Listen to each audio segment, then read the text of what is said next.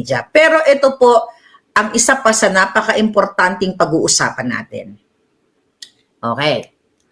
Actually, September 11 ko pa to na kuha yung information na ito. Ni-write down ko actually. Kasi ako pag may nakukuha ko information, pag may tumawag sa akin, mga palangga, syempre sa dami ng tumatawag, susulat ko September 11, ano tong report na to, ganyan-ganyan. So pag may time ako, pag-uusapan ko, nakalimutan ko na ito palangga. I'm sorry po doon sa sa dami ng issue na hindi ko na naalala tong itong eksena na ito. So ngayon, tumawag sa akin uli yung informante. This is from DOH.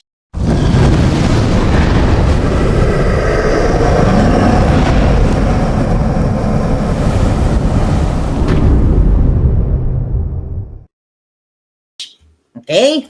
Mga kababayan, napakalungkot ng nangyayari dyan sa Department of Health dahil kay Lisa Tanas at sa isang dentistang nagngangalang Molly ayon sa ating informante na naghari-harian na inuutusan ni Lisa para mangamkam dyan sa procurement. Ikaw putang ina ka, Dr. Molly, na hindi ka naman doktor na medical doctor, diba? Isa siyang dentista, wala pong problema. Ang dentista, doktor o kung anong profesyon mo, ang problema sa hinayupak na ito, nakasabwat ni Lisa, ay ayaw daw po niyang pumirma sa mga dokumento kapag walang nakalagay na Dr. Molly. Sino si Dr. Molly? Kayong mga taga-DOH na inaapi ng hayop na babaeng ito at ni Lisa, kailangan niyong magsalita. Katulad ng mga military, men and women in uniform, kailangan nyo pong magsalita sa ginagawa sa inyo dahil pinagtitripan kayo. Imagine nyo mga kababayan ang report sa atin, mga matatagal na mga direktor mga direktor dyan sa DOH at sila ay mga career executive service officer. Ibig sabihin, hindi sila basta-basta tinatanggal dahil hindi naman sila appointee, pinaghirapan nila. Diba? Mula sa mababa hanggang sa tumaas ang kanilang mga posisyon, tinatanggal sila ng babaeng itong Molly na itong waka ng inang ito sa utos ni Lisa Tanas kapag harang-harang sa kanilang korupsyon o pagnanakaw ayon sa ating source. Now, mga kababayan, tinanap-hanap ko itong Dr.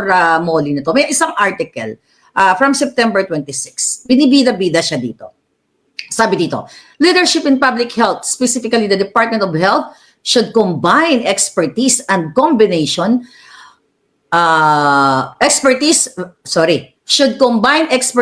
vision, and compassion, which are essential for driving transformative change. Diba?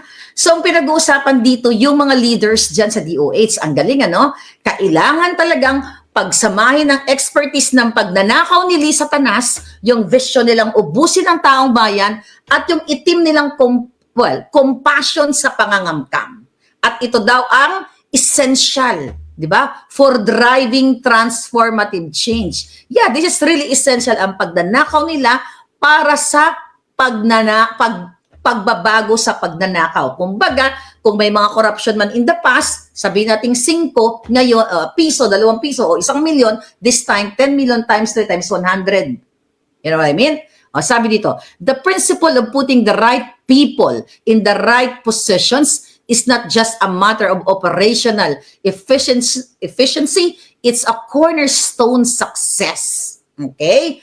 Grabe talaga ang mga eksena dito. Dapat ang pipiliin sa mga posisyon ay mga taong what? Efficient, good people, chucho-chucho. Okay? Para sa success ng DOH. Alright. Eto na ngayon. Kasi kailan basahin natin yung pangalan niya. This alignment of talent and roles is essential for achieving project goals and driving meaningful progress. Yung mga ganong talento ng kagalingan, di ba? Kagalingan dapat ng isang doktor o itinatalaga sa DOH, ito daw dapat ang mga taong inilalagay para ma-achieve kung ano man ang kagandahang pwedeng maidulot sa DOH. sabi ni Dr. Wenceslao Loderes or Loderes, whatever. So ngayon, ito yung mga sinasabi niya na dapat itong ganitong klaseng mga skills or compassion, passion, whatever, ang ina-appoint. Okay, tignan natin.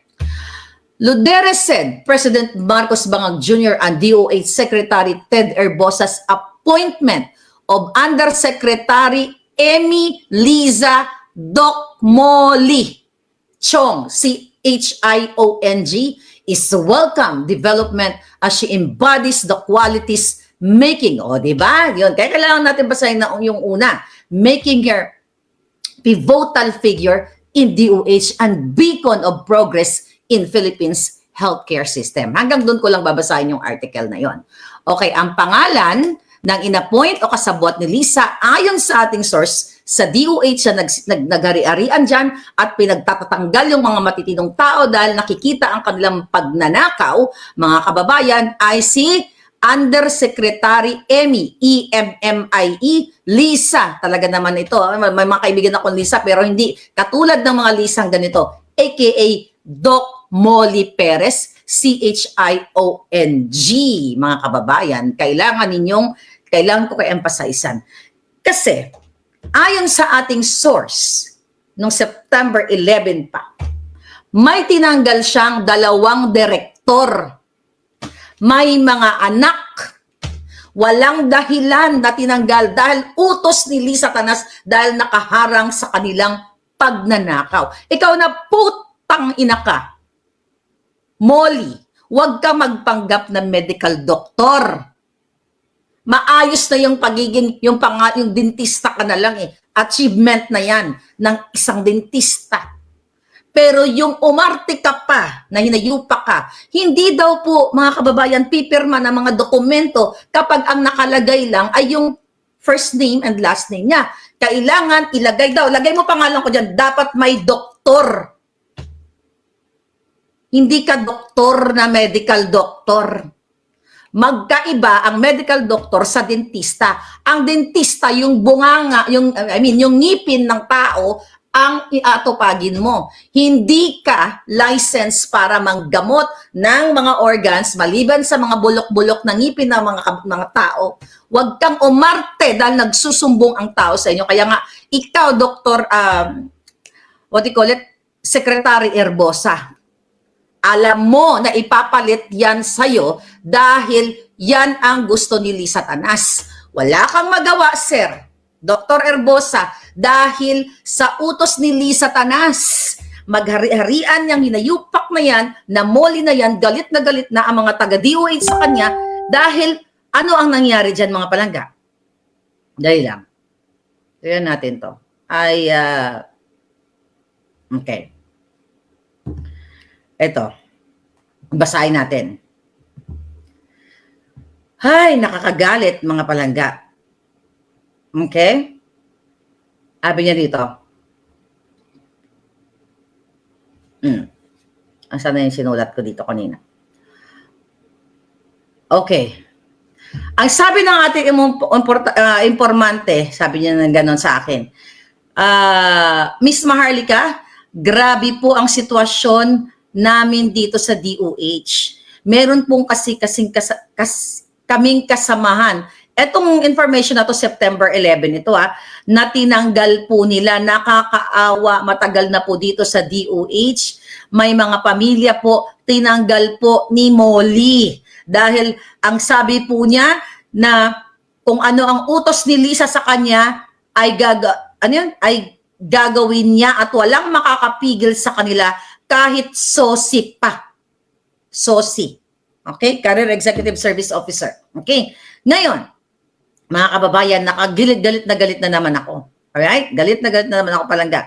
Actually po, tinanggal nila si Dr. Tayag. 35 years in service na si Dr. Tayag. Tinanggal po nila, pinalabas lang nila na kunwari po ay nag-retire si Dr. Tayag. Eric Tayag. Yung dancing doctor. Tingnan natin si Dr. Tayag dito. Okay. Tignan natin si Dr. Tayag, mga kababayan.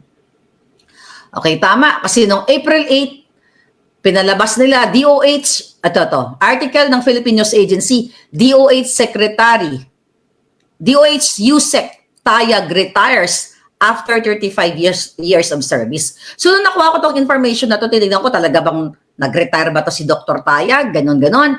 So, totoo nga, may article, April 8, 2024, na sinasabi dito, Undersecretary Enrique Tayag is retiring after retiring pa lang nung date na to, more than 35 years of public service.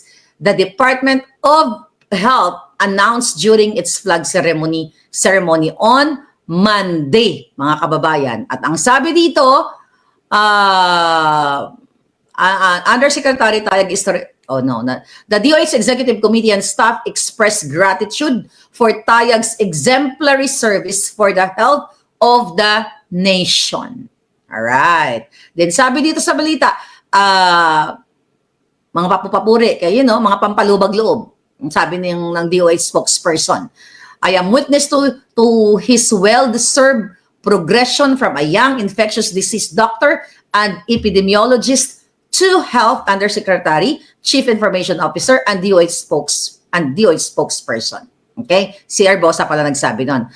Assistant Secretary Ariel Valencia is expected to replace Tayag and as head of the DOH Public Health Services Cluster or PHSC in charge of epidemiology, disease prevention and control and health promotion by April 15. Undersecretary, Amy Liza Perez Chong will be the new Chief Information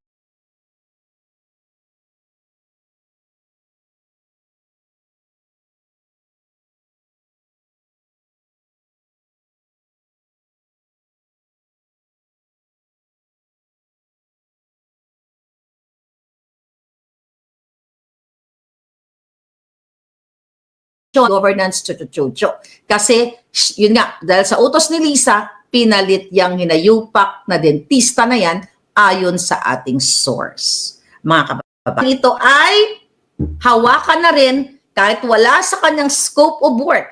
Hinawakan niya ang procurement. Alam nyo na kung ano ang meron sa procurement. Yan ang nagpo-procure ng everything na kailangan supplies, di ba? Yan din ang magde-disburse ng mga pera, proyekto, and everything.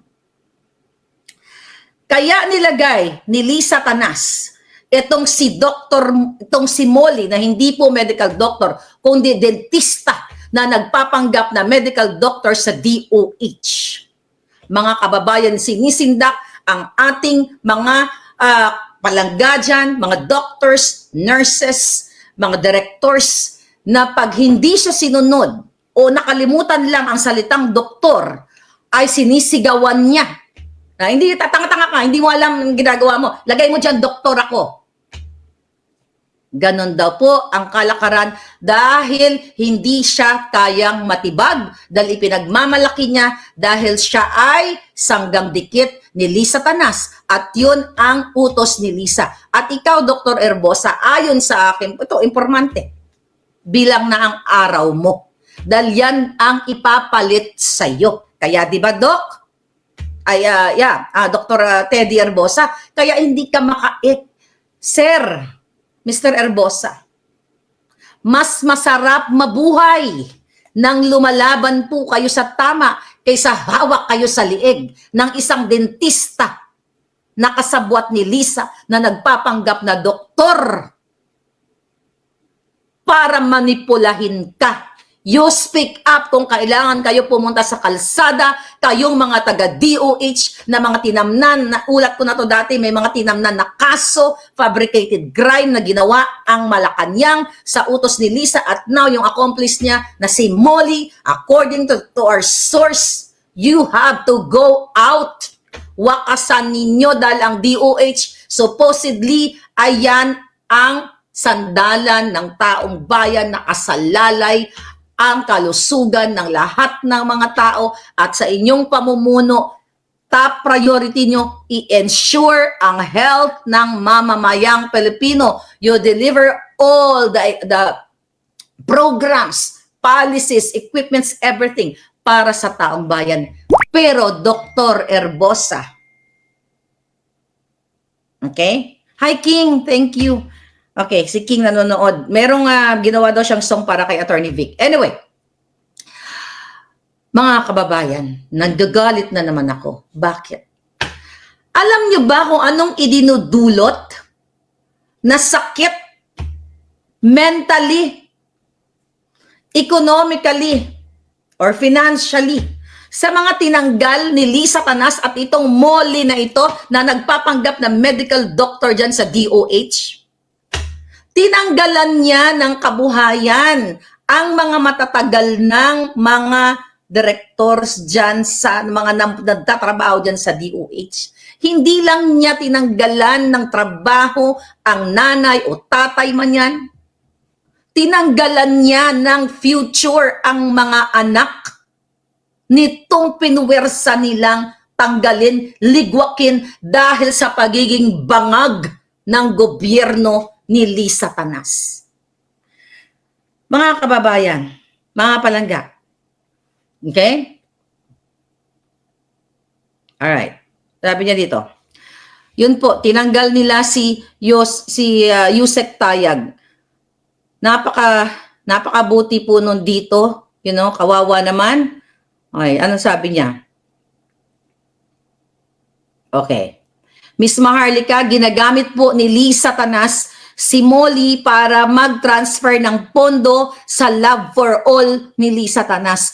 Private po yan. Drama ni Lisa Tanas yan. Bakit siya kumukuha ng pondo sa DOH?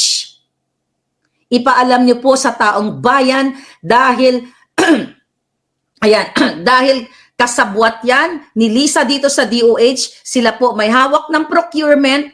Ang ginagawa po nila kapag may mga project sila sa mga probinsya ahead of time, bit-bit po nila ang kanilang mga kaibigan, mga kakilala, naka-check-in na po silang lahat sa hotel. Galing po ang pondo ng DOH. Kaya shout out dyan sa mga putang inang quad o huwad committee o mga senador, kongresista, dyan sa mga audit, COA. I-audit nyo tong Molly na ito na dentista na nagpapanggap na medical doctor dyan sa DOH. Hindi pa nakontento sa kanyang title bilang dentista, nag-ambisyon pa. Gusto mo pala mag-medical doctor nga na yupa, ba't di ka nag-aral? Magkaiba ang dentista sa medical doctor. Bugo. Pareho ka ng amo mong addictus, benedictus, kidnapper, snatcher, lahat na lang.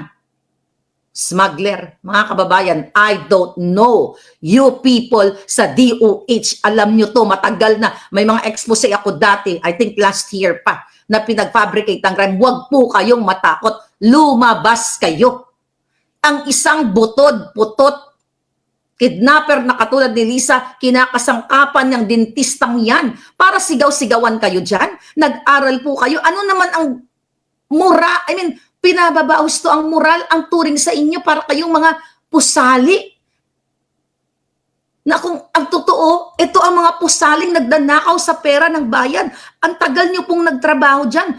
Gumawa kayo ng paraan, magsalita kayo, magreklamo kayo, ano mga legal pathways, di ba, ang pwede nyong gawin. Or best thing to do is to speak up. Maybe mag-part kayo dun sa EDSA Friday group ng ating mga palangga. Nila J.M. Morales, nila Maui at lahat ng mga palangga dyan. Kailangan nyo na magsalita. My God, po taragis na mapapaos ng mga boses natin dito. Ano pa sabi? Okay. Kaya po yung mga tao dito sa DOH, sobra pong baba ng moral. Okay? Dahil pinagtatatanggal po kahit seso. At ang yabang po ni Molly, kahit sino pwede niyang tanggalin. Grabe, ano? Grabe tong hayop na to.